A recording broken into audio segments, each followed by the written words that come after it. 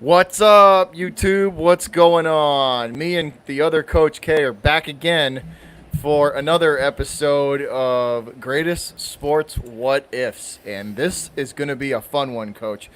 This episode is strictly dedicated to coaches only. So we are going to focus on some of the greatest coaches in sports history in this episode. What's up, Scottzilla? I see you, brother. How you doing, man? But this is Yeah. going to be a good one, Coach. Oh, I am pumped. This one kind of has a little place in my heart personally on some of these, man. I'm freaking psyched about this stuff.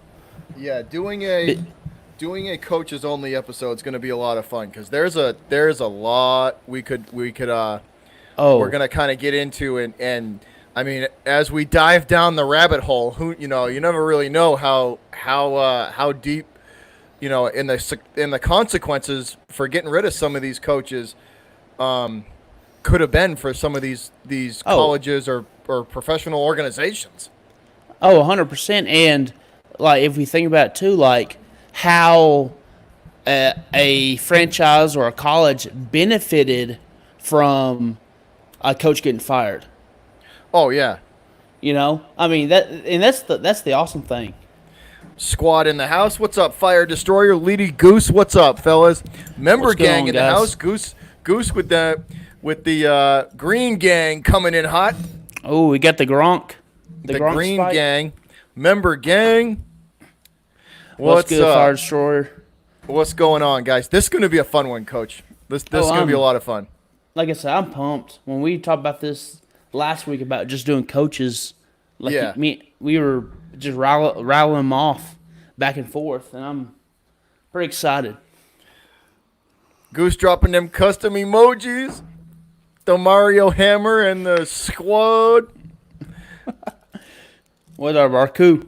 What's up, Karam? What's up, brother? So, Coach, you wanna let's just jump right into it, man. And the first one you had on your list, this is gonna be a fun one. So, our first what if of the evening is what if Jerry Jones never fired Jimmy Johnson and and he was able to coach that Dallas Cowboys team of the 90s? Ooh, I think Dallas. Now, obviously, they won the Super Bowl, Barry Switzer, but I think they win two, maybe three more. I Oh, think dude, with are you with Jimmy Johnson with that I'm team. saying at least three. At least Because three. what Michael Irvin played till what 98, 99. I think 98 or 99, yeah. Troy played till like 2000, and Emmett played like 02, 03. Is that right? Does that sound right? I think so. Hey, Coach Plays in the house. What up, Coach? What's good, Coach Plays? Water King, what's up, brother? Yeah, I think he played till 98, I believe, was his last season. And I mean, I think I think I think three easy. that. With the talent on the team at the time, and not only that, you're talking the ability to get like not only free agents, but the ability to Jimmy Johnson would have his control in the draft and Oh yeah. dude, that Dallas would. I think if Johnson had played out his career there, that franchise would have gone well into the mid 2000s with that dynasty. Oh, Well into it. they would own the 90s for sure. It would be like the Steelers in the set, just owning the 70s, And like you said, I think they go until Jimmy Johnson retires, And I Jones, think the Jones should Cowboy have locked fans. Johnson up in a long-term deal. That should have been the first priority.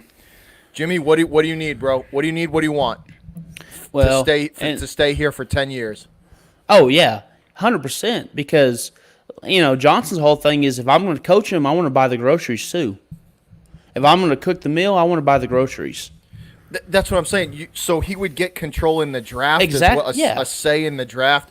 And Johnson was the football mind that was Jimmy John. Like He was smart, dude. There was no getting around it. He had a football mind. He had a knack for the game. That the Dallas organization could and would have looked much different. Oh, and they would have been they would have been a force. Oh, they would be a force, and like I may be thinking like moving away from Texas just to go away from Cowboy fans if that would have happened. I mean, crap. They're unbearable to live with now, but if they won 3 or 4 more, holy crap. I think they could have won at least 3. I mean, with the talent at the time when Johnson was there, it was young. There were still guys. Oh yeah.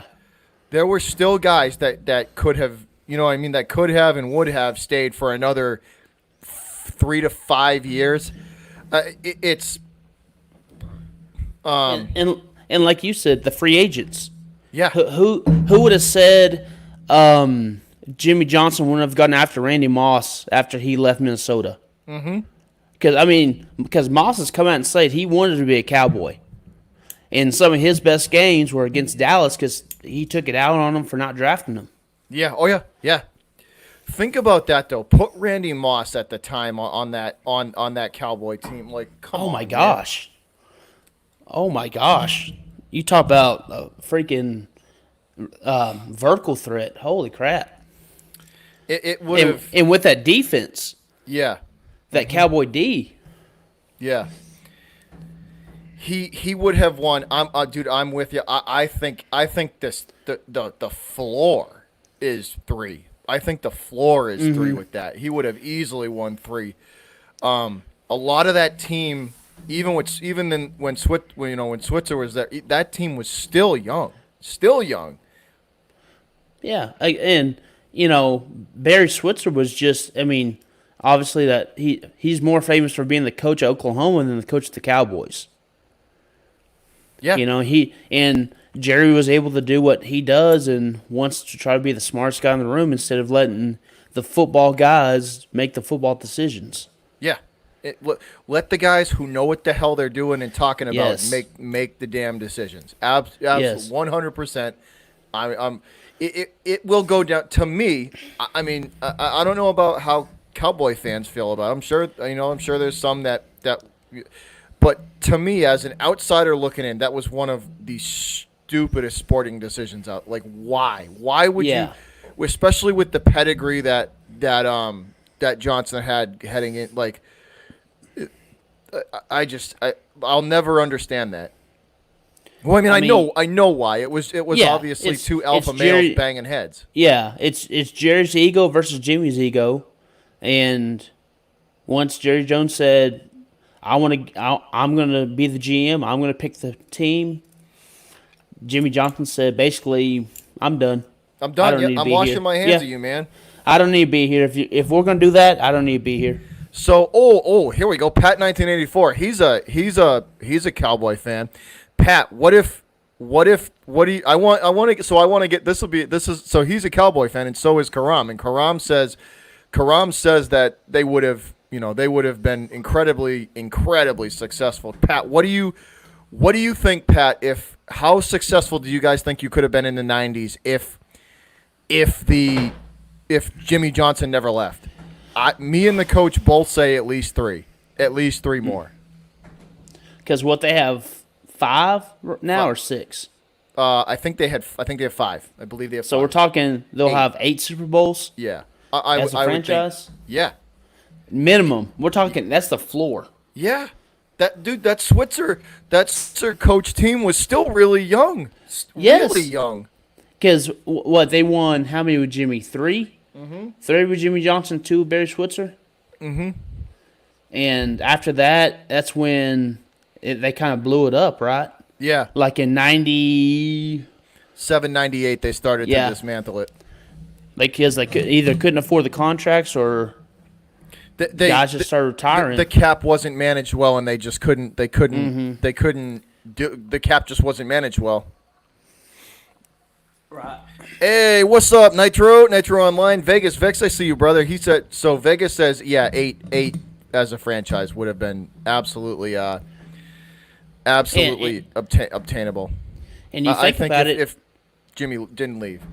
Oh yeah, and you think about it, if he stays, the Cowboys are the standard we're talking about now, and not the Pats.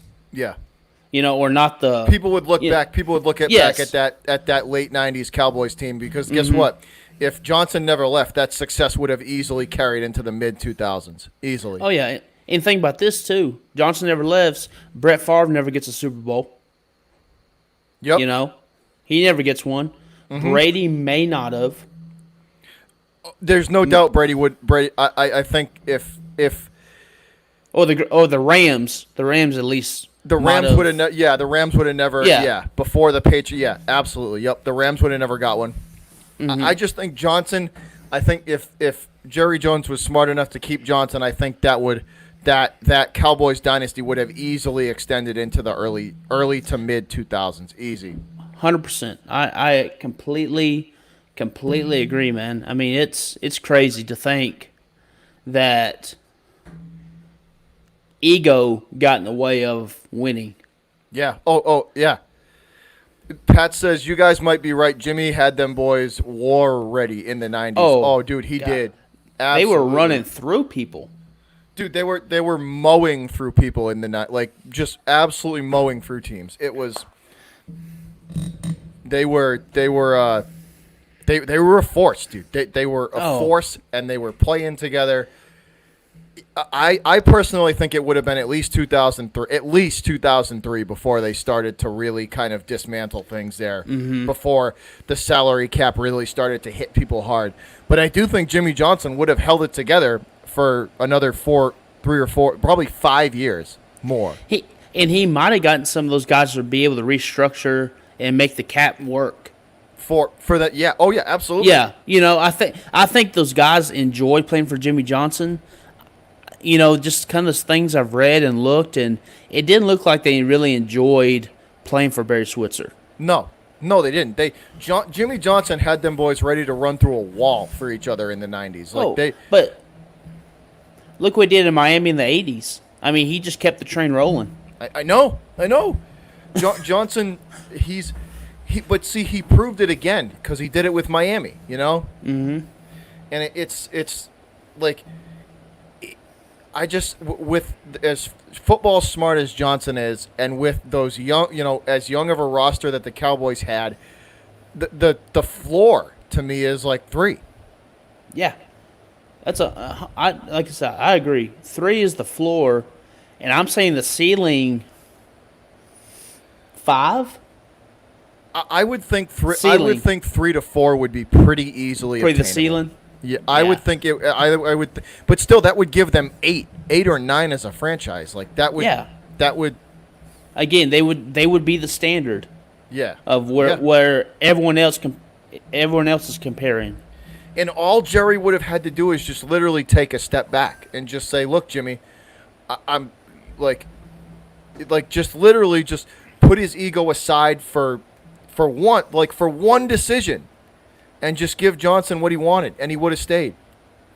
Yeah, and you could still tell when Jimmy Johnson does Cowboy games or talks about the Cowboys, there's still a little bit of Bad blood there. Yeah. Oh yeah, like he's. Because I don't think he wanted to leave. No. I think he knew. I think Jimmy Johnson knew he had it good. Oh, over there.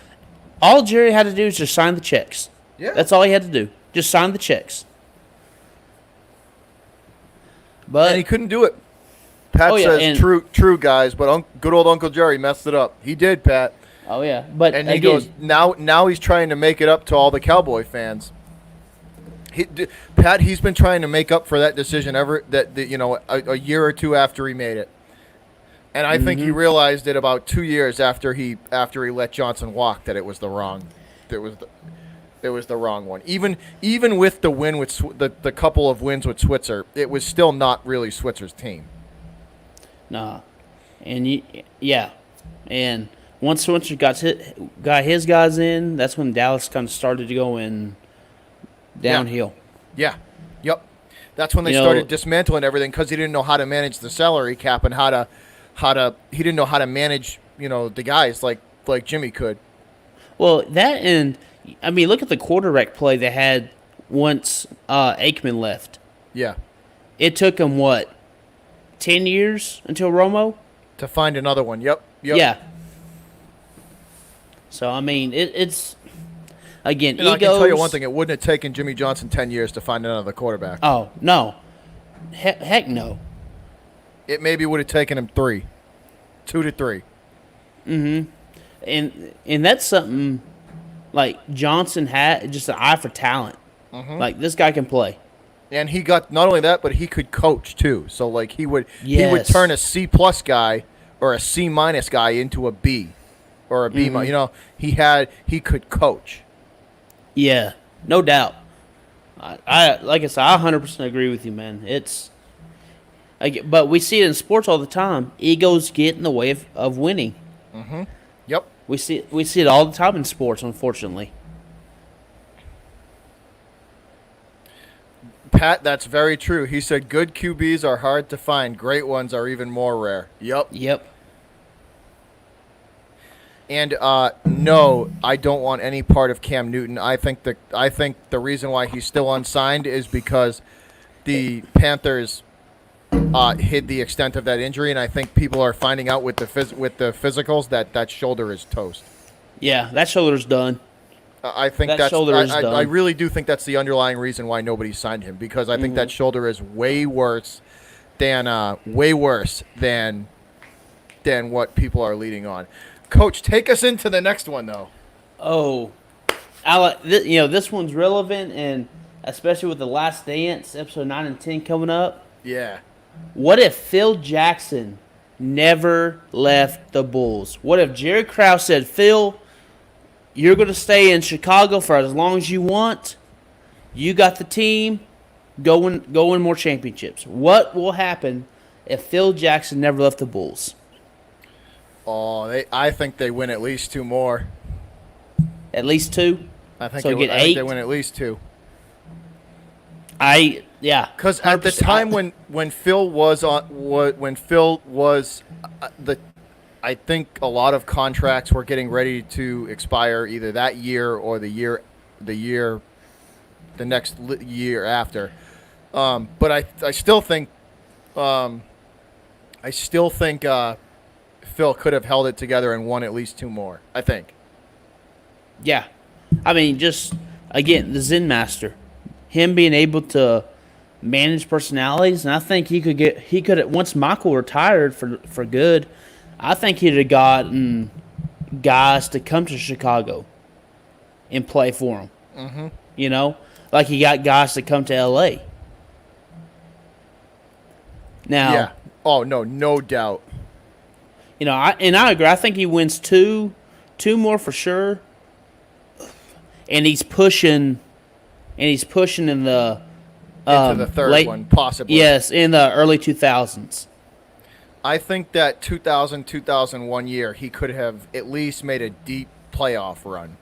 I don't know about getting into the title game, but or getting into the finals, but I think he could have at least, at the very least, judging from what was there, I think he could have at least made a deep playoff run. Yeah, but you know, and again, I'm kind of being devil's advocate here. You know, you had the Ewing Stark Knicks, you had Reggie Miller's Pacers coming up in the East. Hey, Diesel, what's up, man? You know, you had a lot of really good teams coming up, and you're losing Jordan. But I agree. I think Phil wins at least 2 more with the Bulls. Yeah. Then he maybe he goes to the Lakers and wins a few in a later date. Yeah, I just, like I said, with the competition that was out there in the time that time frame, I still think Phil could have won at least 2 more. I still think so. Oh yeah, I mean, and he's shown the triangle offense works no matter who you have. Yeah. Oh yeah. Oh yeah. That offense works, and it doesn't matter. It works better with Kobe and Michael, but you can plug in just about anyone, and you can be successful in that offense. What up, Brandon? What's going on, brother? Yeah, no, You know. I'm with you, man. one thing Phil, I mean, not only Phil had a just once again one of the greatest, NBA minds out, minds out Of our there in time. his, yeah, like not only one of the greatest NBA minds, but like one of the greatest ego managers out there as well. Oh, Keeping all those egos pointed in the same direction in Chicago was I can only imagine how much of a freaking task that must have been between all them guys. oh yeah, and you think about what he did with the Lakers too, managing Shaq and managing Kobe, a young Kobe in a, kind of a veteran Shaq during that time. To I mean that's getting them the to Zen, buy into the system. the Zen Master. I mean that's why he has that nickname. His ability just to keep everything nice and even, just steady Eddie, keep everything just going, and yeah, one of the greatest of all time. And I Absolutely. think, it was funny. I was talking to a buddy of mine when I started watching The Last Dance, and I'm listening. I'm watching Jerry Krause talk. We will not retain Phil Jackson. I'm thinking, you're a freaking moron. I know. You are a freaking moron. When you for hear letting him a say, great. when you hear him say that kind of stuff, it's like It's like, yeah, what the hell are we doing? yeah. What are you thinking? Like what is the thought process behind that? But here's another question too: if Phil never leaves the Bulls, does he win 11 rings? Probably not. Probably Right. not. I mean, and do He we may- look at Phil in a different way? He may win 6 or 7. But that changes how we look at Phil since he doesn't have 11. You know? Karam says Phil Jackson, one of the best coaches of all time. Facts. Oh, 100%. Yes. Facts. One of the greatest NBA minds to ever step foot on a court. Yes. And he changed the game for the better. So Vegas is in the same kind of ballpark as we are. Vegas Vic says he would win 8. Yeah, I said 7. So 7. Yeah, we're in the Yeah. same kind of ballpark. Yeah. Oh yeah. I mean, there's no doubt. Yeah. All right. So we are kind of switching from the professionals down to we're going to head in the college direction. And the next one up, guys, is what if USC kept Ed Ogeron? What if Coach O never left USC? Would he still see the same type of success? Would USC be the powerhouse that LSU is? Would Dude. we talking about you? Would we be talking about USC winning titles again Yeah, I mean, instead of LSU? But Coach, I'm gonna let you remember- take the lead on this one. Go for it. oh, dude, it's like Ed O is one of my favorite coaches. I mean, he's a great motivator. He's a great recruiter. He gets guys ready to go. And like a little background with him or a little story with him is, and some of y'all may know this. I'm an A&M fan, and we had that 7 overtime game in 2017 against LSU. Well, I'm watching. Great I always game. watch. Great game, by the way. One of the greatest college football games I've ever seen. But this year, I always watch the press conferences of the post games. Usually, the opponents were about to play. Just kind of listen to them, and the Porter asked, but somebody at A&M, Coach O just got straight faces. We'll be ready. And after I saw that, I'm thinking, oh shit. Oh shit. That's not a good sign. Yes, and we played a very motivated LSU team that night and got our ass kicked up and down the field. But to answer the question, I think remember though he was fighting those sanctions after Pete Carroll. But I think he would have kept USC relevant. Because let's be real right now, USC is not relevant right now. They should be. There's no excuse for USC to be where they are right now. I think Coach O keeps them relevant, and I think they keep them winning is the big deal. Because I think he's that good of a coach. Yeah, he'll at least keep them in the running. I think I'm with you on that. I think I think he is that good of a coach that he would be able to at least keep them in contention. Vegas says, "Go Tigers." But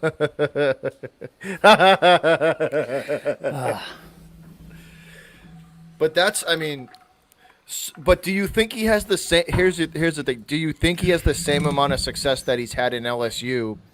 Or do you think he has the USC? same amount of success in USC if he stays than he does at LSU? Now, and I may be misspeaking. I'm not entirely sure, and someone can in the comments can correct me if you don't mind. Did he get fired at Ole Miss, then go to USC? Because remember, he was the head coach of Ole Miss for a little bit. He got fired there. I think yes. I think Ole Miss. I do think Ole Miss fired him, and then he took the. He took the D-line coach job at USC. I think so. Yeah. That's what he was. He was a defensive line coach at USC. He wasn't the defensive coordinator. He was the defensive line coach. Yeah. Yeah. And but do you think that's yeah? So do you? And if he didn't leave USC, like, do you think he would have even got the head coach job at USC after time? I don't know. Probably not. Probably not. No, I don't think so. He wasn't the defensive coordinator at LSU. No, was he? No, he wasn't the defensive coordinator at LSU. No, he was the defensive line coach. Yeah, I think, right? D-line coach. And yes, yeah, he was just a defensive line coach at LSU, and he got the head coaching job. I don't think USC would have the success with him, but I think he would keep him competitive because he gets guys to play hard. He gets guys up for games. Mm-hmm. I think with the talent Pete Carroll was able to recruit, I think he could keep those guys playing. But it's tough because he's relevant now because LSU had a hell of a year. Mm-hmm. Yep. And that's the truth. He's a good coach, I think, but we're talking about Ed O because Joe Burrow threw 65 touchdowns, and they had 14 guys drafted on the offensive side, or 14 guys drafted, or so, whatever it was. Mm-hmm. That's why we're talking about him. Yep. But I think USC is competitive with Coach O. I think he keeps them competitive, like winning the Pac-12, maybe making a New Year's Six bowl. Yeah, a lot more. One of the lesser bowls. Yeah. Like making the Cotton or the Rose, making the Rose Bowl, and being successful. I don't think they win a national championship with him, but I think he keeps them relevant. He keeps the national eye on them on USC. Because think about it.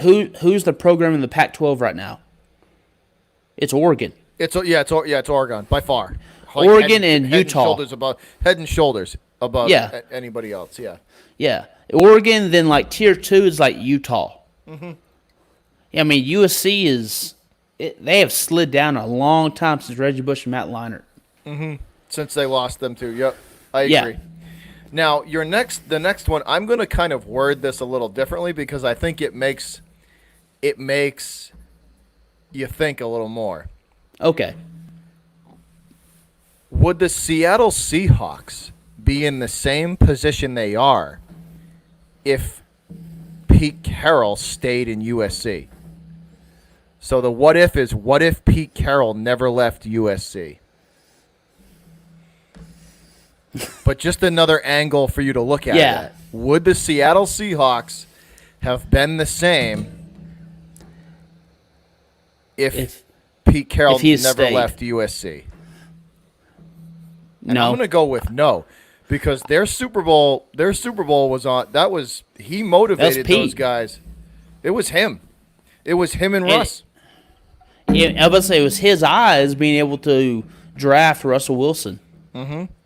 He was a huge part of that Super Bowl win for Seattle. Huge part of it. He changed the culture of that team single-handedly. Carroll did. Carroll and Russell Wilson. And remember, Pete Carroll's a defensive guy. So the Legion of Boom. Yeah. We wouldn't be talking about that great Seattle defense without Pete Carroll. Dude, and that Legion of Boom, that defense that went up against the Broncos, dude, that next to the 2000 Baltimore Ravens D, those two defenses were probably some of the best I've seen in my lifetime. What up, Flight? Oh yeah. I mean, those two defenses were punch you in the mouth, take no prisoners, take no shit from nope. Like that was a no BS punch you in the mouth defense. Those those were two of the best defenses I've ever seen play the game. Yeah. 100%.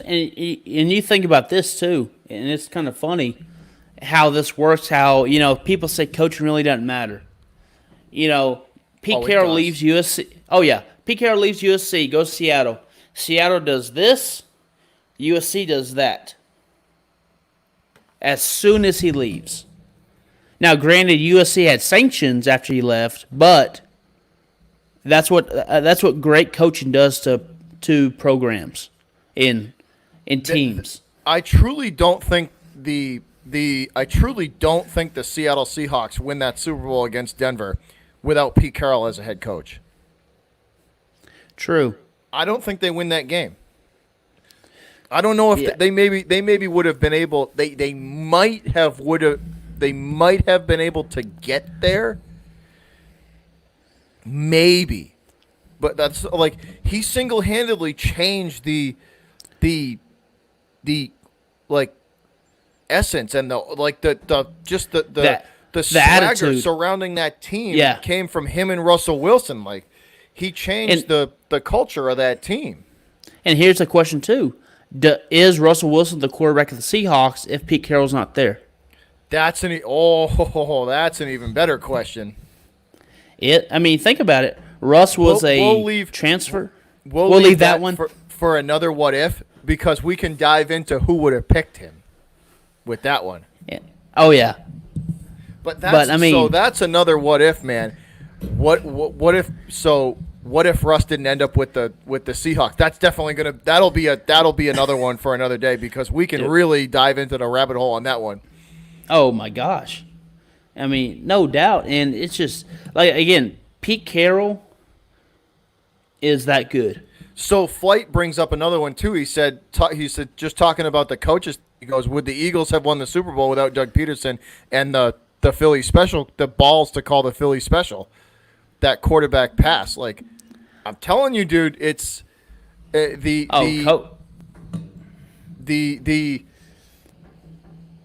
like when you ask a question like that, the length that the rabbit hole that you can go down in, like the trickle down effect is crazy on some of these questions, because you never know, like who would, like, we could completely dive into who Russell Wilson would have ended up with if he wasn't, if Carroll didn't take.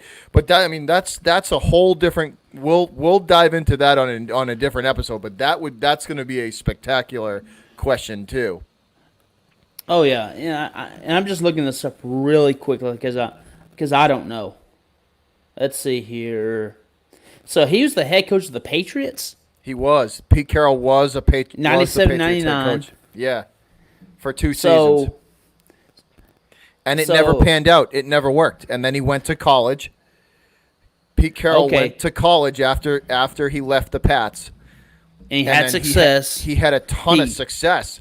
And he then built Seattle USC back up. He built USC back up. Yeah, that's right. Yep. So, see, I didn't know. I knew he was the head coach of the Jets for a year.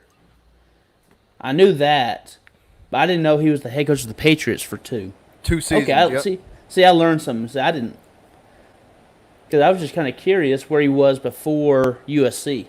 Yeah, but it's just that whole rabbit hole with Pete Carroll is a very interesting one, because like we've always talked about, Coach, that trickle down effect. Without Pete Carroll, do you get Russell Wilson? I don't know. Probably not. I would think no. Do you get the Legion of Boom without Pete Carroll? That's a definite no, because Carroll was a defensive-minded guy. Yeah, it's that attitude and that swagger, like you were talking about, that he brought to Seattle. Of, we're done being a laughingstock. We're about to take the league And punch people in the mouth. Yeah. Yeah, And and he also, like, since he's such like a player's guy, he was able to manage Earl Thomas, Earl Thomas, Richard Sherman, Richard Seymour, and all those at once again.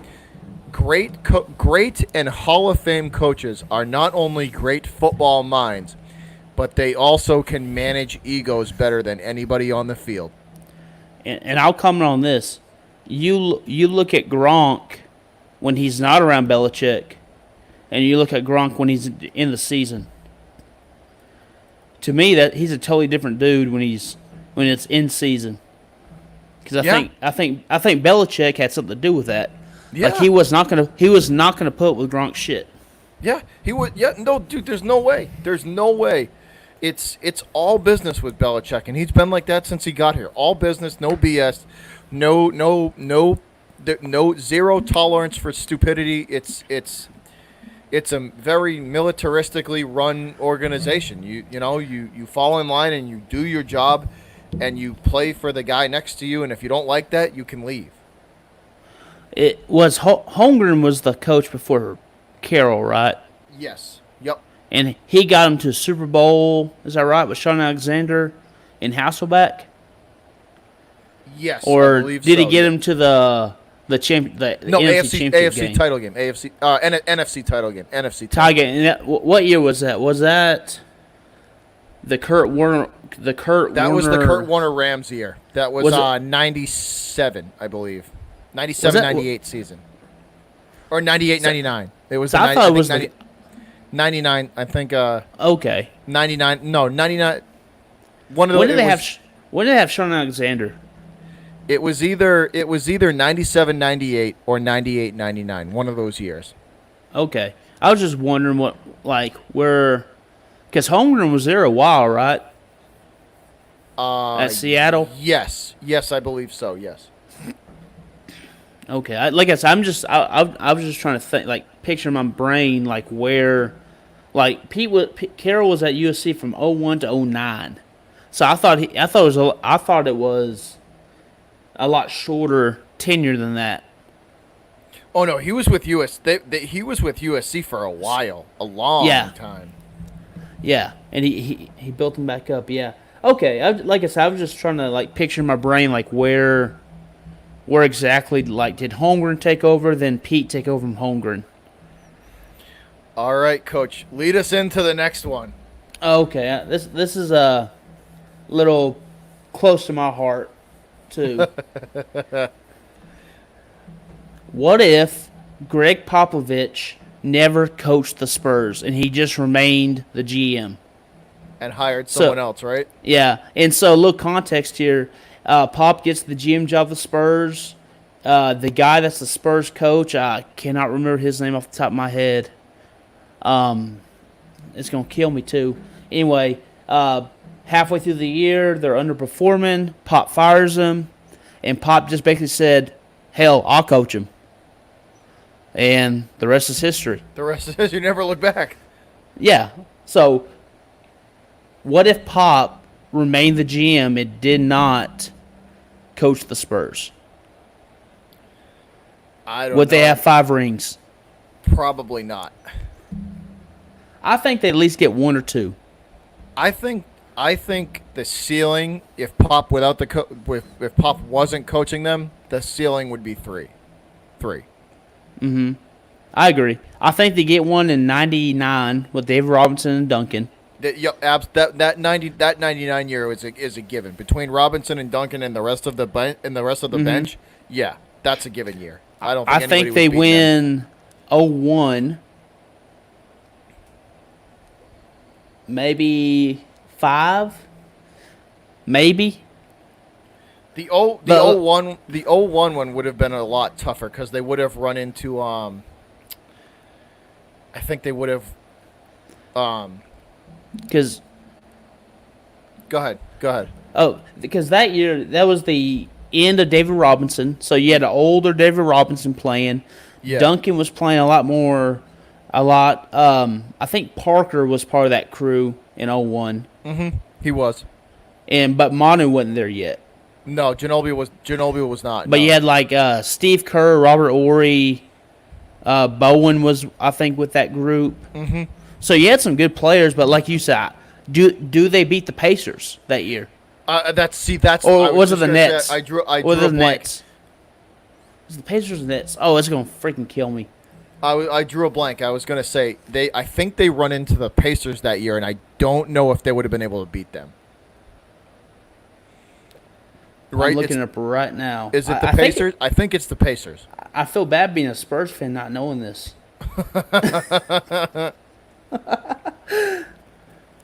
But I don't think they would have got past them though. I don't think so.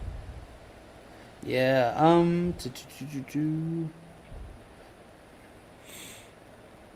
Let's see. Sorry. It would have been tough though. It definitely would have been that would have been a hard year for them to, because judge like the schedule that they would have had to go through would have been would have been a gauntlet. For Oh, them. my bad. Not 01, 03.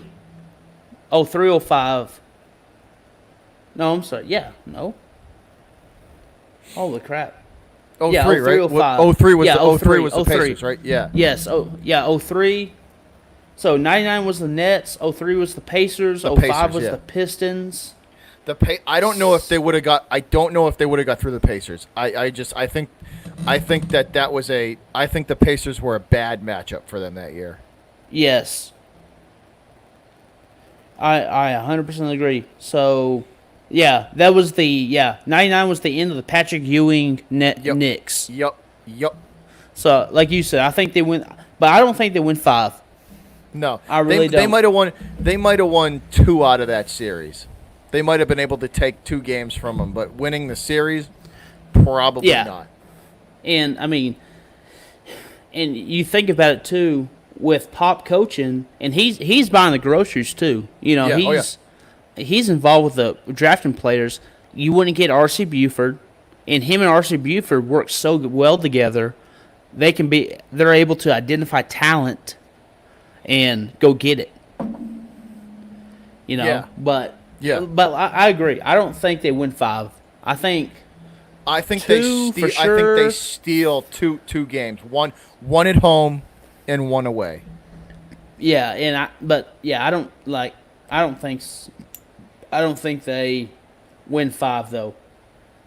But, you know, in kind of dipping into that, I agree, man. It's They crazy to probably think steal what They probably steal 2 games, and they you know what I mean they would make Yeah. it competitive. You know, I don't think they would just roll over and die. You know, I think they make it a competitive series, but I think they just couldn't. I don't think they could hang with them. Oh yeah, I agree. I agree, and I don't think the Spurs get by the Shaq Kobe Lakers No, in the early 2000s without no, Pop.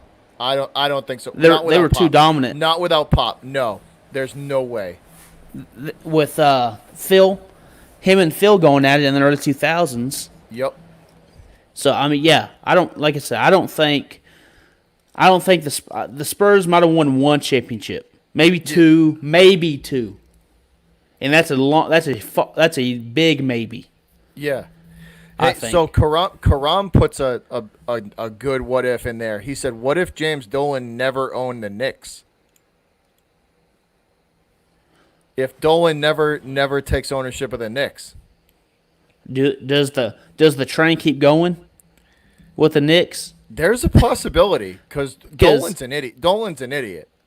That was the Dolan bought him what, like pre-Pat, or he was after Pat Riley, right? Or did he fire Pat Riley? After Pat Riley, yeah. Did he fire Pat Riley? I Or did Pat Riley just leave for the Heat? don't know. I don't know if they let him go or he left. I don't. Well, but I know either way, that was stupid for letting Pat Riley walk.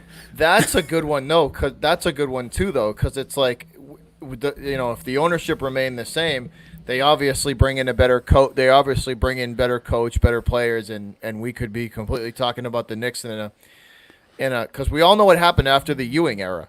Like they were never able to recover. They were never fell able off. to recover. They fell off, so fast. It was, and they're still trying to recover from the post Ewing. Yeah. Karam, look at this. Karam just said 20 years of failure. Yeah. Yeah. Yeah. Again, the last time they were relevant was '99, Yeah. and they had like the a 99 2000 season. Yeah. and if I remember correctly, they had like a 4 week like exposure of Jeremy Lin. Then everyone figured out how to stop Jeremy Lin. Then they went back to being the Knicks. Yeah. Yeah. Yeah, that's that's a good one. James Dolan never owned the Knicks. This next one's going to be fun. So, our next what if, guys. What if Bill Walsh never took the 49ers job? So, for some of y'all, Go ahead, Coach. Some I was of our gonna give younger some- fans may not realize I was going to give some what that means. context. I was going to give some context. He was the head coach at Stanford in the the late 70s before he took the head coaching job of the 49ers. And so, when you hear people talk about the West Coast offense, so the West Coast offense it's a lot of zone running, lots of quick passes. Basically, his philosophy is, why am I going to beat my head through a wall when I can just go around the wall? Yeah. Yeah. He kind of helped invent or The run and develop some of the spread offense. The run and gun offense. He was kind Yes. of the pioneer of it. Yeah, very rarely in the 80s did you see someone throw the ball 30 times a game. The Niners threw the ball about 30 times a game. Yeah, 25 to 30 times a game. 20 Yeah. to 30 times a game they would throw the football. Oh yeah. And so, if Bill Walsh stays at Stanford, I don't think they have the success because I think Bill Walsh's system allowed. He was a pioneer, and dude, the Hall of Fame quarterbacks that fell into that system. Or look what he did when Young got hurt in the 90s. They still had success with his system, with the Yep. West Coast offense. Yep. Absolutely. Yeah, 100%. Bill Walsh stays, and I learned this too today. He after the Niners, he went back to Stanford until like the mid 90s as the head coach. I think it was like what 94, 95, something like that. Yeah, something like it was only like 2 or 3 years, and then he retired. Yeah. And became like the GM of the Niners, or like a consultant or something like that. I think he was like a talent consultant, something like that. But I don't know if Walsh, the Niners have the success they do without him. I really don't. They might have been able to win two. maybe they don't own that two on talent alone, on raw, just pure talent. Yeah. But do they get Steve Young without Bill Walsh?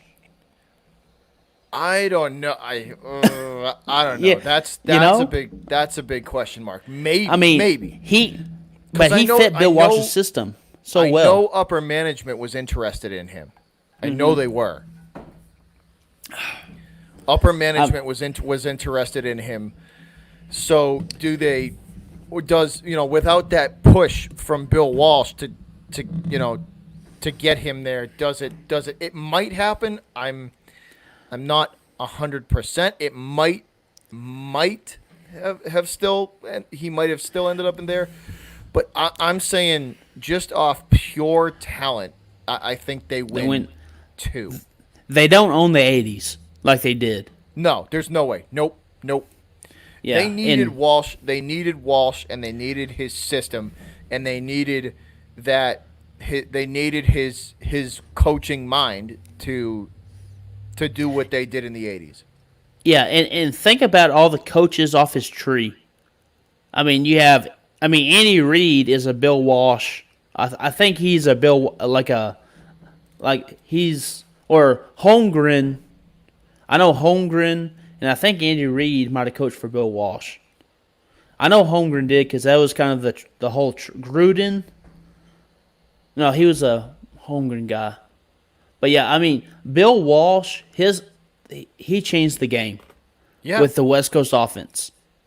Yeah, dude, well, and here's the thing, nobody did that before him. It was power running, power eye. It was, the focus was on the running backs. It was smash before Bill Walsh's system, before that run and gun West Coast offense. What was it, dude? Smash mouth, power eye, wishbone. 3 yards in a cloud of dust. Yeah, it was smash mouth, power eye, wishbone. Fullback, tailback. And then and twin tight end sets. There was no run and gun. There was no run and gun style offense where, because dude, his style of play, that Niner style of play was so fast paced that it literally caught people off guard, and it would wear they were wearing other teams out. They couldn't keep up. The stamina that the Niners had in the 80s to run that style offense was like they were, teams just couldn't keep up with them. They couldn't keep pace. Oh, okay, there you go. Sorry, I was wrong. Holmgren, coach for Bill Walsh, which Holmgren then had Mike Sherman, Andy Reid, Steve Mariucci. I mean, if you ever look at his tree, holy crap. Yeah, dude. I mean, you got Mike McCarthy's in that tree, John Gruden's in that tree, Jim Harbaugh's in that tree, Gary Kubiak, Mike Shanahan. Dude, you're talking Super Bowl caliber coaches. Tony Dungy. Multiple Brian Billick, Super Bowl caliber coaches, yeah. Dennis Green. Yeah. Lovie Smith, Mike Tomlin. I mean, how many of those coaches have won Super Bowls? Probably half. Quite a bit. I mean, but again, probably half of them. That comes from his tree. That's from his coaching tree, and it's crazy to think how he revolutionized the game of football. Yeah. He was the pioneer of the run and gun West Coast offense. Oh yeah, Mark Schlereth. Stink. Yes. He had to interview when he was playing, and he was talking about how much he loved the West Coast offense, and he basically said, "Hell, why would I headbutt a wall 40 times a game when I can just run around the wall?" Yeah. I mean, he said, "Why? It makes no sense trying to beat your head through a wall when it doesn't work." And that's like, he came up with it. Like, people look at it and it's like, well, it's not real. It's kind of like the stretch blocking scheme's nothing special, but it's like at the time, you don't understand. Like, at that time, nobody did that stretch blocks. It was all gap and double teams, and you're reading people, and it's just it was changed the game. It was all gap block and reads where it was all zone. Everything was zone blocking, and nobody did that because that type of blocking, you were on the move. You're on the move, and all you have to do is just get in their way. Yeah. That's all you have to do is just get in their way. And look at how many half the league runs that now. Half the league runs that style offense now. Yes. I mean, again, Bill Walsh, he made the Niners successful in the 80s, and he changed the game of football to kind of what it is now. Yeah, he's the reason why the offense is the main focus now. Yeah, I mean, obviously you have like the air raid guys like Hal Mummy and all them, Tony Franklin, Leach, but a lot of their stuff is generated from the West Coast. It's based, it's the based basis on that West Coast offense. Get the ball of your hands, get the ball to your playmakers, and just let them go make a play. Yeah. And everything is stretch block. There's no, like, it's all zone block now. Mm-hmm. It's a zone block. You stretch block, and you just find a guy and get in front of him. Like you said, just find a guy, get in his way, put him on the ground, and that's your block. You don't even have to put him on the ground. Just get in the way, and the back will find the hole. Yeah. Oh yeah. That's the back's job. The back's job is to find the crease. Your job as offensive lineman is to get in the way. Yeah. Find a guy and block him. Yes. Exactly. Find a guy and block him. That's all. That's all a zone or a stretch block really is. Mm-hmm. You're stretching the play to one side of the field or the other, and you're trying to set up a jump cut back the other direction. Yep. I mean, in a nutshell, that's what the West Coast style running was. And you need running backs that are shifty and that can move to run that style offense. Why do you think the league, like, not to just go off on a tangent, but Walsh was the reason why people stopped drafting those big banger running backs, because that West Coast style offense changed this kind of running back you were looking for. And let's be real too. That offense also changed. You don't see the, 6'5", 340-pound pot-belly linemen anymore. No. Linemen are athletes, and they had to be athletes in that system. Yeah, you had to be able to move to pull down a line and around an end. Or just stretch blocking, just get in the way. Yeah. You had to be able to move. The age of the big guy died in the 80s, or started to die in the 80s with the West Coast. Yeah. Bill Walsh killed the pot belly. those giant-sized linemen. Those unathletic-looking linemen. Yeah. Slow-footed linemen. I mean, Bill Walsh changed again, and I keep saying it, and I know, but he did, and I think he changed the game for the better because. But that's what. Look at some of these 300-pound linemen and how well they move. Oh my gosh! And if you ever watch all those linemen, they're really good basketball players because their feet are better. Mm-hmm. Dude, Bill Walsh. Like you said, the Niners win two on pure talent, because I don't think nobody was stopping them those 2 years. Those two back-to-backs, right? And here's the question too: does Stanford win a championship with Bill Walsh? I don't know. But again, you're talking the resurgence of Miami in the '80s. That's the Tommy Frazier, Nebraska Cornhuskers. I think the competition was too good for Walsh. Yes, I agree. But I mean, that's just something something fun to think about. Yeah, no, just to think. Yeah, no, absolutely. I do think the competition was better in college, like than he faced in the in the NFL. Oh yeah. But Coach, you want to? So I want to talk about. I want to throw one. I want to throw one more in there. If Bill Belichick never leaves the Cleveland Browns, now every year Cleveland had gotten better, a little better every year, a little better. I know they were 8-8 the last year he was there. If Bill Belichick never leaves and doesn't take the Patriots' job, are we talking about the Cleveland Browns as a dynasty instead of the Patriots? I think so. I think just because I think it would have been good. I think they would have at least won a Super Bowl by now. If they had Belichick for 20 seasons like we've had, I think the Browns would have at least won a Super Bowl, maybe even two. Yeah, 100%. And you look at the AFC. I mean, like you said, y'all tried the Pete Carroll experiment in the 97, 98, 99 and didn't work. Yeah. And then y'all hired Belichick. No, Parcells, then Belichick. The tuna, then Belichick. Belichick. But yeah, I think Belichick. I think the Cleveland wins the Super Bowl with Bill if they just had patience. Stuck it out. Yeah, stuck it out with him and just let him do his thing, because he was slowly improving that team over time.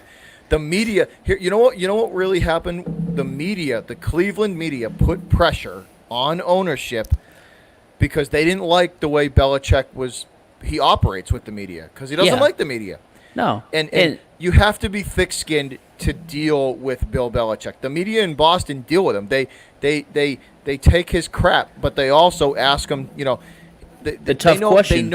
They know how to deal with it. They know how to deal with Bill being a giant dick to them, like just a giant pain in the ass. Because he doesn't want anything. Bill is all about business, and he doesn't want anything to do with the media. And they the Boston media knows it, but that doesn't stop them from poking and prodding and asking him questions.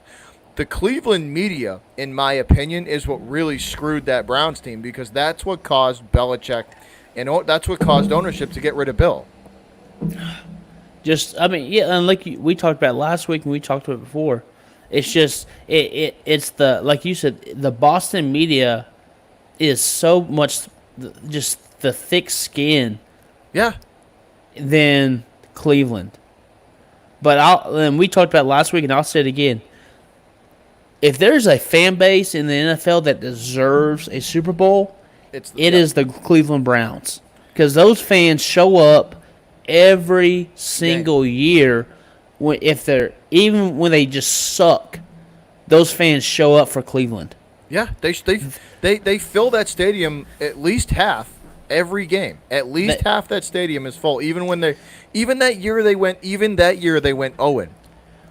They still filled the stadium. People were still going to those games. They deserve in large numbers. They deserve a Super Bowl. Belichick would have at least won one in 20 seasons. I think he would have at least won one. That's a lot of seasons, Leedy. Man. 20 is a lot. I think he would have got y'all once or twice. But the Steelers of the early to mid 2000s were pretty damn good. Yeah, but the Steelers of the 90s weren't very. They didn't have a franchise quarterback at that time. I just think if Cleveland had Bill for 20 seasons, they would have at least won one. I think they would have at least won one. Yeah, 100%. I completely agree with you. I think they would. Even if it's a one and done, I still think they would have won one. I still think so. Now on the other hand, would the Pats would have won one without Bill? Probably not. Probably not. Without Belichick being the driving force of the team, I think they would have jumped, like after the tuna left, I think they would have jumped. They would have been jumping back and forth, because guess what? We all saw what Josh McDaniels did as a head coach. Yeah.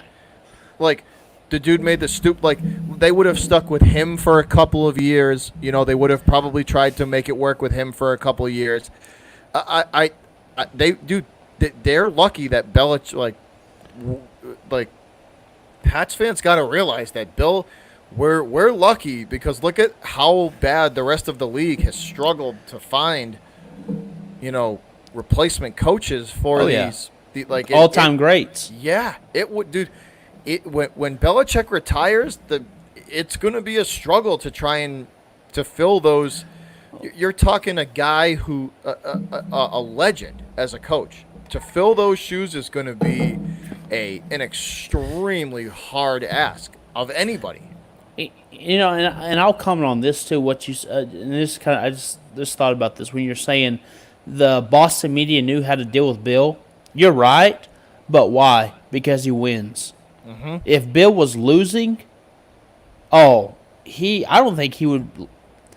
I don't think the Pats would have kept. I mean, obviously the Pats wouldn't have kept him, but I think the Boston media would have been just. Oh, they would have eaten him up. They would have absolutely eaten him up. Yeah. Just look what happens when the Red Sox don't go to the ALCS.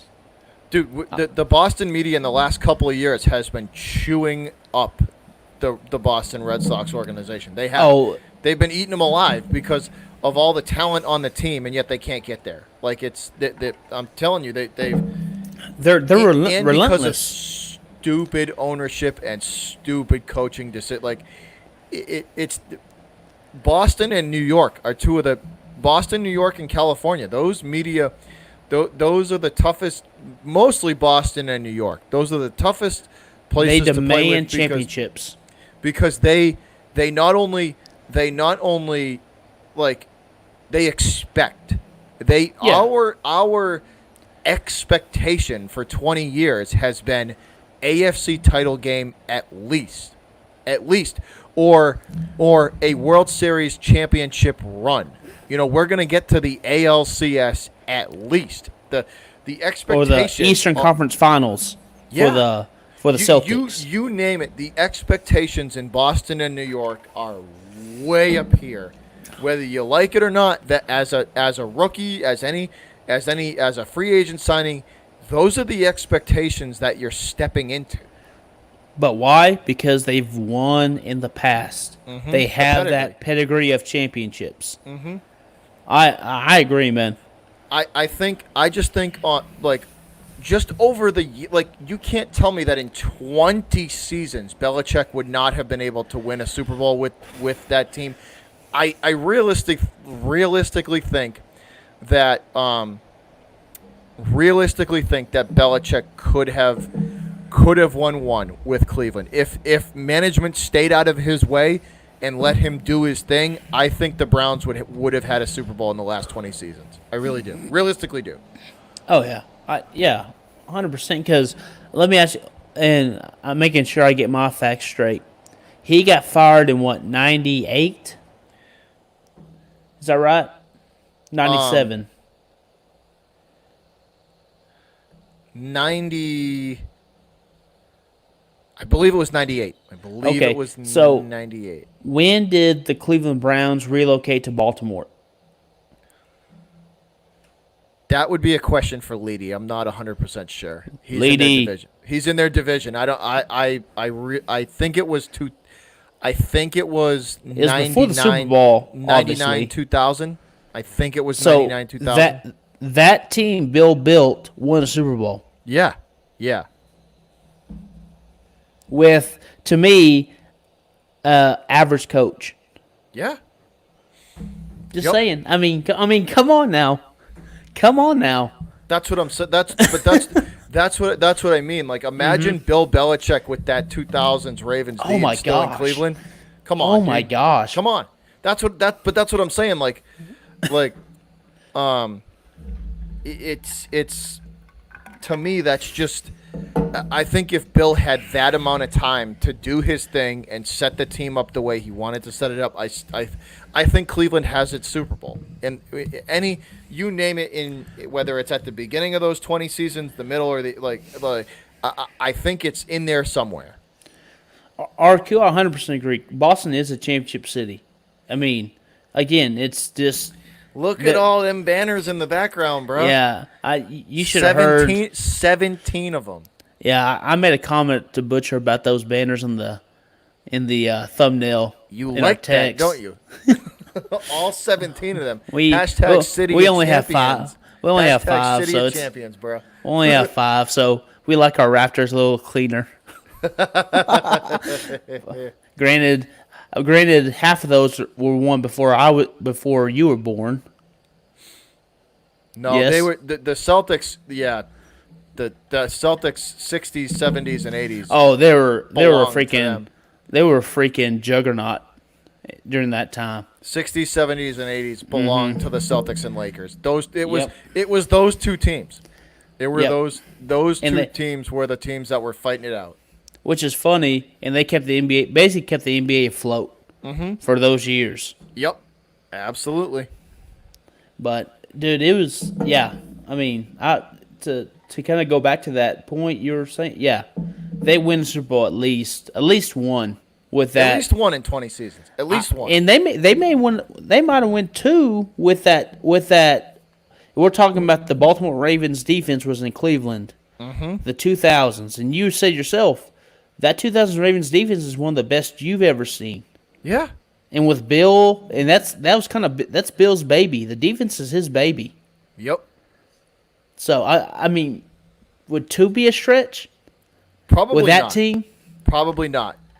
Because he would have been able. Yeah, that's what I'm saying. Like, I think Cleveland gets its Super Bowl with him. I realistically do.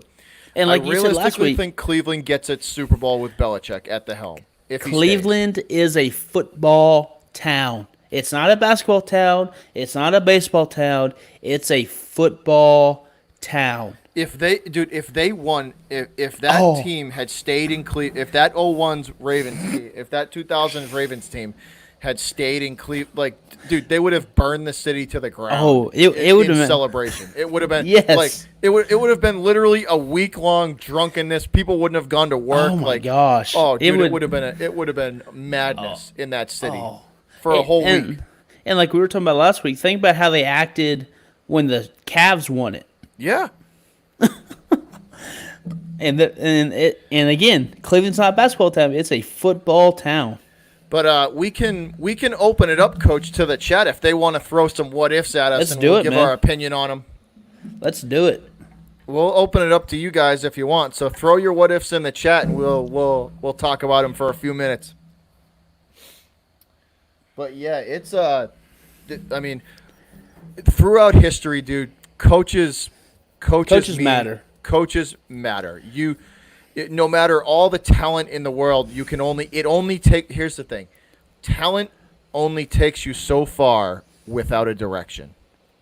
Yeah, Without 100. a coach there to point everybody in the right direction, it only takes you so far. Yes, 100%. You know, Leedy says if Cleveland wins the Super Bowl, that city is going to be burning, will burn to ashes. you know, and I'll say this: I know they don't have their team's so dysfunctional right now, but they have one of the best rosters Yeah, in the dude, league. on paper, they're talented. Oh, top to bottom, they have one of the best rosters in the league. Absolutely.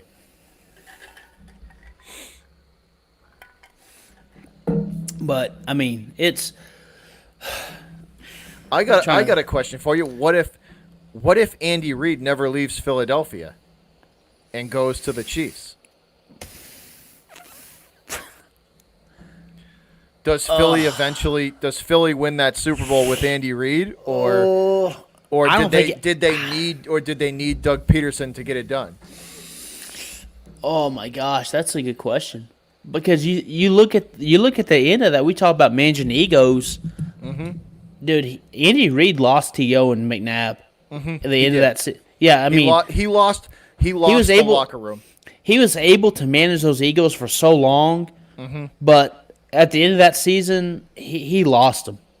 And I think that's why they fired him, is because he lost the locker room. And do you want my opinion, right? Andy Reid needed a talent good enough. Well, he needed a talent like Patrick Mahomes to overcome his deficiencies and stupidities as a head coach, because Patrick Mahomes' talent trumps Andy Reid's dumbass Well, clock management. Yeah. He needed Pat Mahomes as a talent to trump his idiocy in deficiencies in clock management. Because when you're Yeah. up by 14 with 8.5 or 9 minutes to go, it's kind of hard to blow a game. Yeah, it is. But I mean, you look at the Chiefs roster. I mean, crap. To me, the Chiefs are a hell of a lot more talented than the '05 Eagles. Yeah. I'll give you that. From top to bottom. Top to bottom, they are a better overall talent than the '05 Eagles.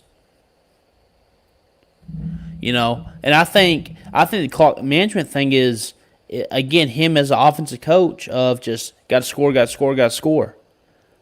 got to score every play. You know, and But Leedy, that's what I'm saying. Andy Reid needed a talent like Patrick Mahomes to trump his lack of play calling ability, lack of clock management ability. And once he got that, because McNabb and that Eagles team weren't good enough to mask the deficiencies that he has as a coach, Pat Mahomes and that Chiefs team was. He's good enough to say, Andy Reid, even though you're a jackass in the final 10 minutes of a game, I'm going to give you a 17-point lead. So it's hard to blow. But that's what he needed. McNabb and that team wasn't good enough to to overcome that. But Mahomes and the Chiefs are. Yeah, and honestly too, Andy Reid is one of those guys. Like he's one of my favorite coaches, just because his offensive mind. Genius. Oh, he's a freaking offensive-minded. He's a genius. He's a genius, but I mean, like you were saying, the when good coaches make their money in the last 10 minutes of the game, it's like he falls over himself. He doesn't know what to do. Yeah, you know what it is. It's almost like he's too nervous to make the right decision. Like he's afraid to lose the game than rather than go win it. Yeah. Yes. The great coaches go win the game. The average ones trying to lose a game. Yeah. No, that's perfect. That's exactly what it is. He's afraid to go make a decision to win a game. Mm-hmm. And instead, he gets all conservative, and what happens is the team that's down in the last 10 minutes of the game reels him in. They reel him in and they beat him, because he's too conservative. Because and help me out here, 05 Pats and Eagles, were the Eagles up in that game? 04, I think it was 04. Were the Eagles up in that game? Or the Eagles were up in that game, weren't they? I believe in the third. I believe in the third quarter they were up, but then they lost by 3. I believe we tied it up. Mm-hmm. We tied it up, and then driving down, we kicked that field goal to beat them. We kicked the field goal to beat them. That's right. Very similar situation. Same thing with the Panthers. We beat the Panthers in that Super Bowl by 3 points. We kicked that field goal at the end of the game to win the game. Oh yeah, and y'all had probably the clutchest kicker in the game, Adam Vinatieri. In his prime.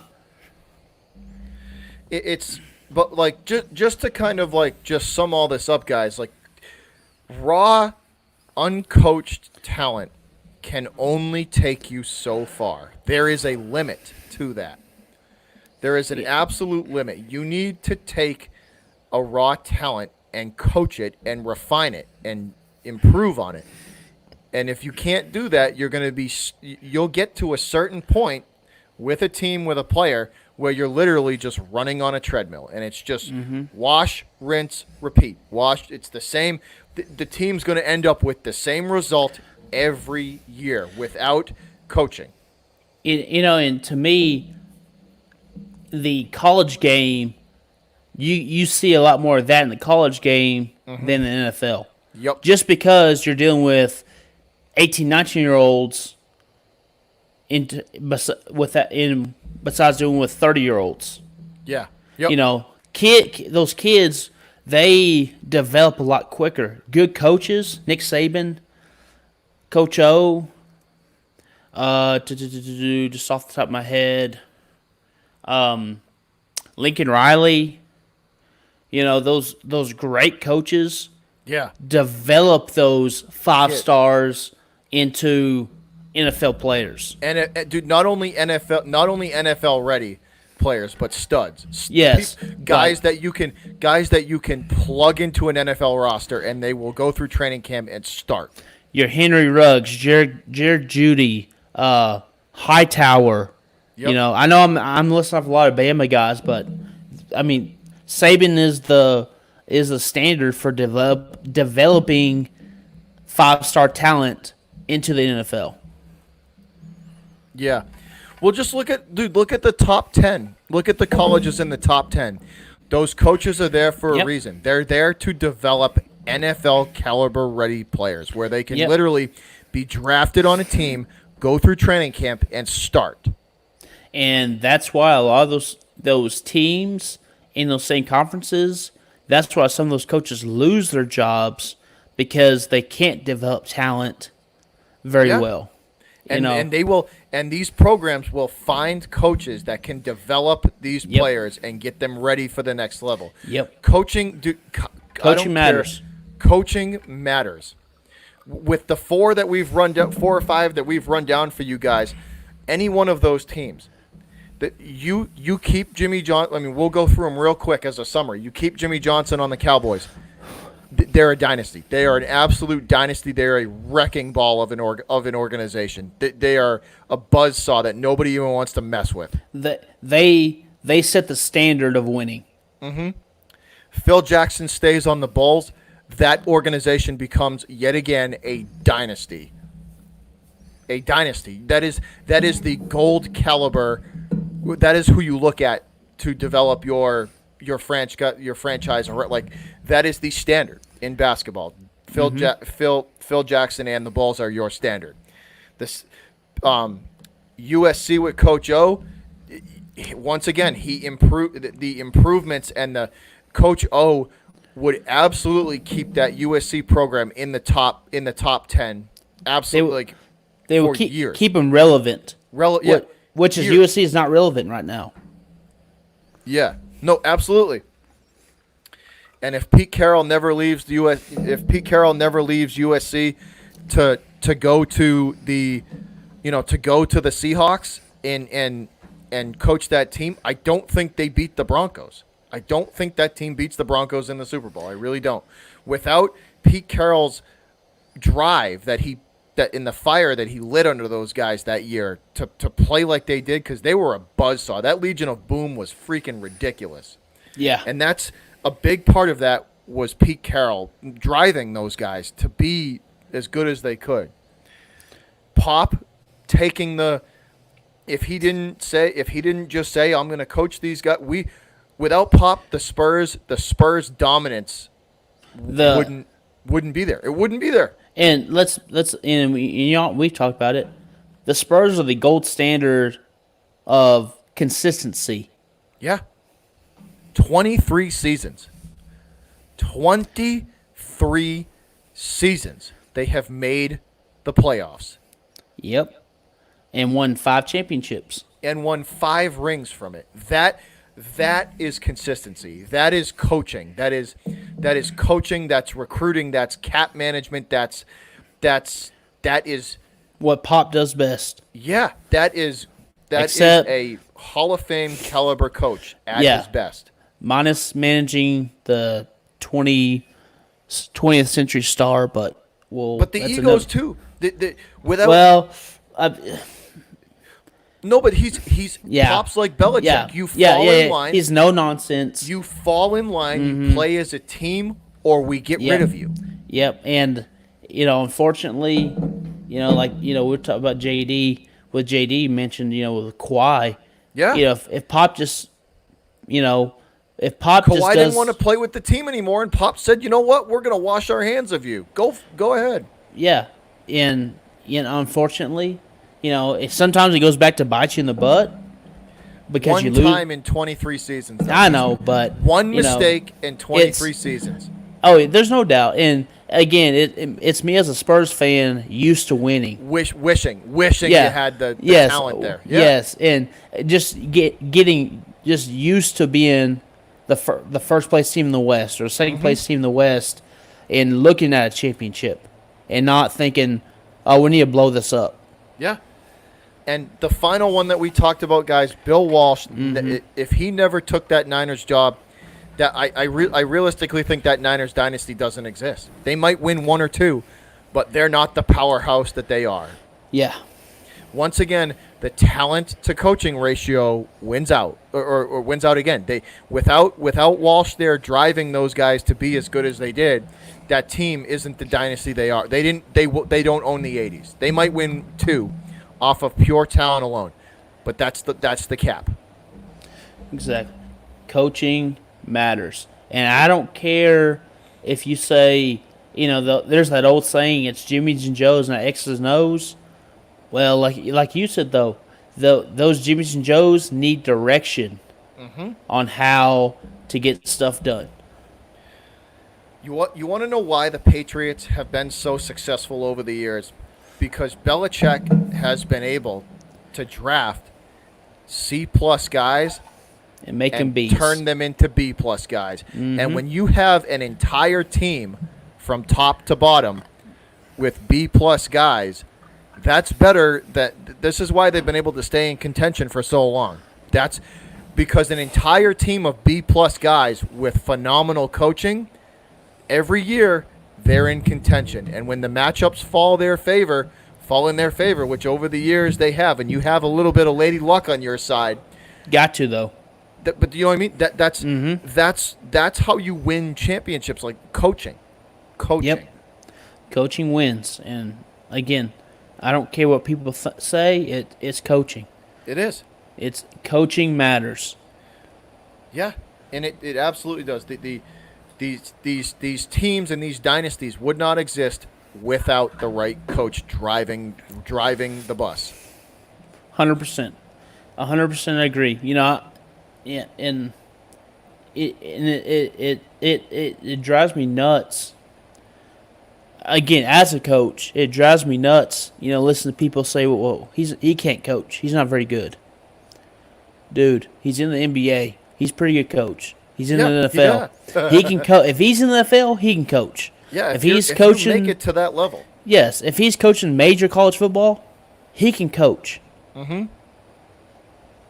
Yeah. But yeah, coaching matters. And you see it both ways. When you have a great organization and crappy coaching, that organization is not very good. Look at the Titans with Jeff Fisher. So it's funny you just said that, because Sin City Titans said, "I like how the Titans are building from the top down." Hey, Sin City, man. Yes. Mikey V is Mike Vrabel. Dude, you guys needed a coach with an attitude and some swag, and look at where it got you guys. Best coach we've had since Bum Phillips. And that's in City, the 70s. You're talking to Coach K, who's a Titan fan, so believe me. I'm a pessimistic Titan fan, but I'm a Titan fan. I'm a pessimistic one, but I'm a Titan fan. But yeah, Vrabel's been the best guy we've had since Bum Phillips in the 70s with Earl Campbell. Here's the thing. Vrabel holds people accountable, and he gets those guys to play as a team. You guys beat the Titans beat the Patriots as a team. They beat the Pats as a team on both sides of the football.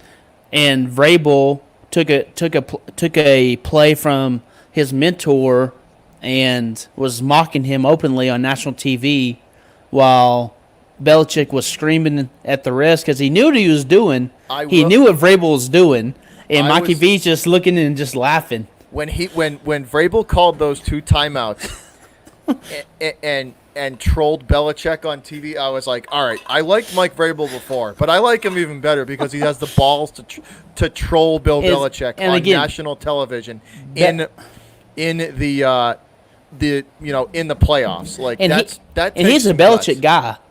Yeah. You know, I mean, Belichick gave Vrabel his shot, right? Mm-hmm. And I mean, he's you can say if anyone's a Belichick guy of Belichick's tree, it's Vrabel because he played for him and he coached for him. It's tight. Hey, Sin City, man, I'm telling you guys, Vrabel's the dude. He's pessimistic, Sin City, because I've seen the Titans screw up so much, i.e., drafting Vince Young when Jeff Fisher didn't want him, signing guys past their prime because they feel a need, overpaying for guys. I mean, I'm a glass half empty guy. I am. Welcome to being a Patriot fan. Yes, I'm a glass. I am a glass half empty guy. I watched as the Titans drafted guys. In my opinion, like again, Vince Young. Oh, after the 2005 National Championship, yeah, you would draft Vince Young, but hindsight's always 20/20. Mm-hmm. But looking at what Vince Young did, he set the franchise back so many years. Then we draft Jake Locker. Jake Locker couldn't stay healthy. He was another bust, a first-round bust for us. I mean, it's just, to me, I'm pessimistic. You've seen the dog day. You've seen the dog days. I've been through the dog days. And some of y'all may know this, I'm an Astro fan too, and I've seen the dog days. I'm pessimistic, because I've seen it. I've seen the Titans make stupid decisions, but the thing, like you were saying, though, Sin City Titan is now ownership, Dude, you GM, guys got head the coach guy, and they're is all in line. Yeah. Everyone's in line. Everyone's on the boat. Everyone's rowing the same direction. When Yes. Jeff Fisher was with the Titans, There Jeff was a Fisher wanted to divide. There go was a that clear way. divide.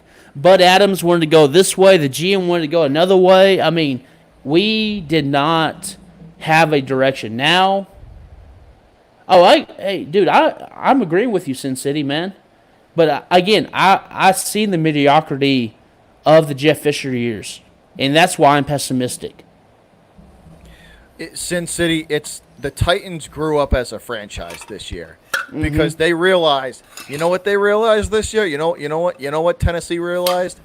That they can roll into some of these stadiums with the big boys and punch them square in the mouth. They got that.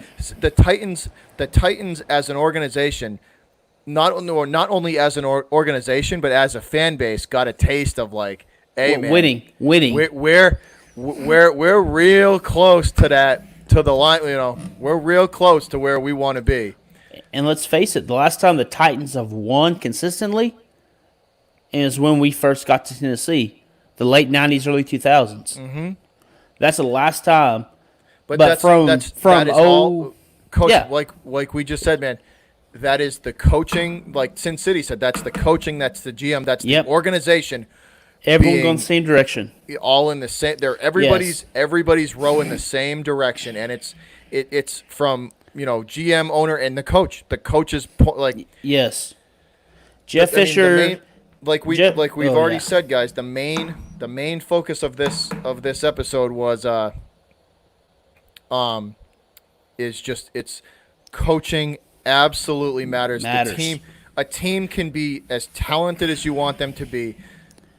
Without direction, without motivation, without coaching, they will not be as successful as they should be. And I'll make a comment real quick about the Titans since I'm on that freaking rant right now. Sorry, Butcher.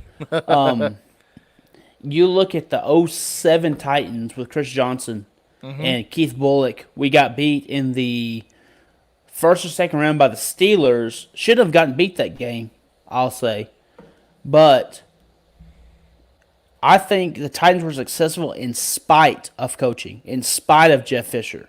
Because they had a lot of talent on that team.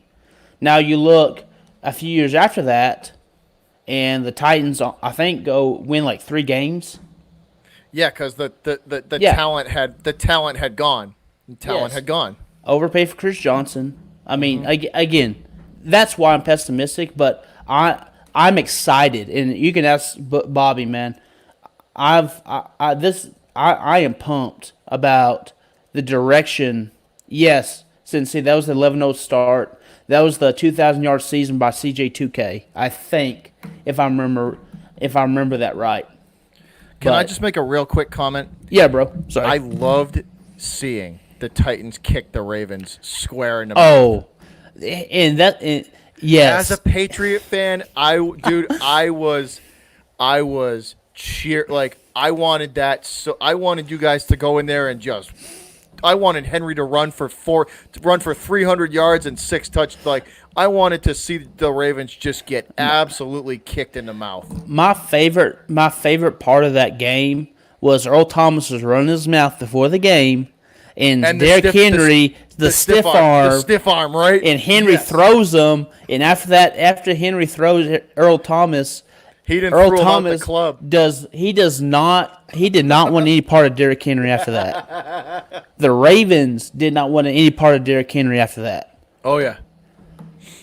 As a Pats fan, cause I root for I love Vrabel. Vrabel was like my guy. I want him to be successful. I really do. He's the dude. Oh, I agree, man. Sin City, and if you were on the Mega Collab, I kind of commented on it, and if you know Coach Plays, he's our boy, but he's kind of a glass half full guy, and I'm a glass half empty guy. I need to get you guys on either side of a. Well, the Ryan Tannehill one would be good because he agrees with the contract, and I think he earned it, but I think we overpaid. But again, like you said, if he's 1% better, we're going to be okay. You're going to be okay. If Ryan Tannehill makes 1%. 1 or 2 steps forward, Yes. dude, you're golden. You're going right back to where you were last year. But if he reverts back to the Miami Ryan Tannehill, we got him for 5 years. Yeah. And we're stuck with him for 5. So I'm a Tannehill guy because he's an Aggie. I mean, he's an Aggie, so I like seeing him be successal because I like seeing A&M guys be successful. Yeah.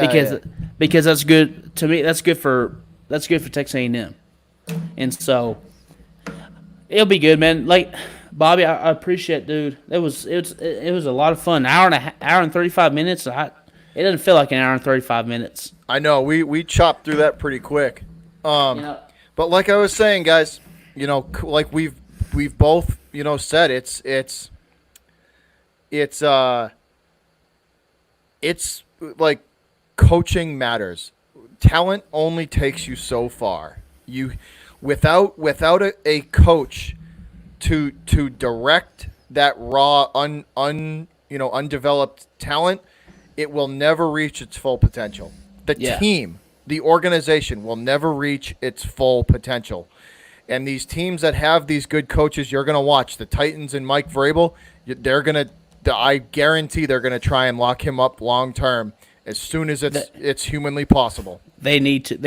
If he has another. I think if he has another good year this year, I could see Mikey V be in Tennessee for a while. Absolutely. Yes, I can see Mikey V be in Tennessee for a while. Yeah.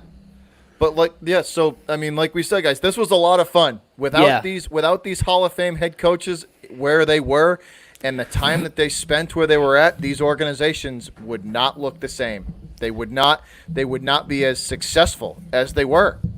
It's just a fact. Yeah. But we thank you guys for tuning in and listening. Sin City Leedy and the rest of y'all greatly appreciate all of the support, guys. Thanks for hanging out with us. But that's all we got for y'all tonight. I hope you have a good rest of your evening. Coach, anything to say? Hey, I appreciate y'all. Thank y'all again in the chat. Y'all made this fun, guys. And, hey, just stay safe, stay healthy. You know it. But we are gone for now, guys. See you later. And until the next episode comes out, we out. Deuces. Gig 'em.